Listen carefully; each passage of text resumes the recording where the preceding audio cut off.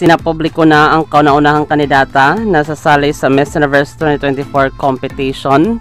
Siya si Romy Al-Qahtani mula sa bansang Saudi Arabia. Ito ang unang pagkakataon na sasali sa nasabing pageant ang bansa sa pinakabonggang international pageant.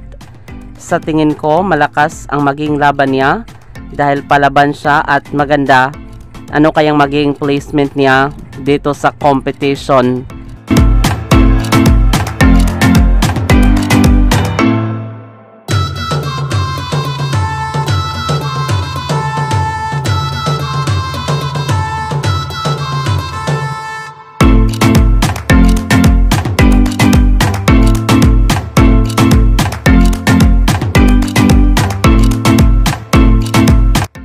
Ito na ang inihintay ng mga pageant fans na sumali sa Miss Universe competition.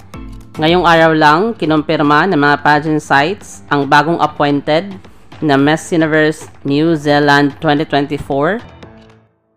Siya ay dating PB housemate na si Frankie Roselle.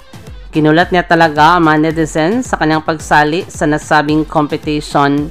At grabe ang body transformation niya at mas lalong gumanda. Pinaghandaan niya talaga ang pageant ng Miss Universe competition. Isa na siya ngayon sa frontrunner sa 2024 Miss Universe pageant. Excited na rin ang mga taga-suporta niya sa magiging laban niya sa nasabing pageant na gaganapin sa bansang Mexico. Maraming salamat sa panonood. Para maging updated ka, huwag kalimutang mag-subscribe.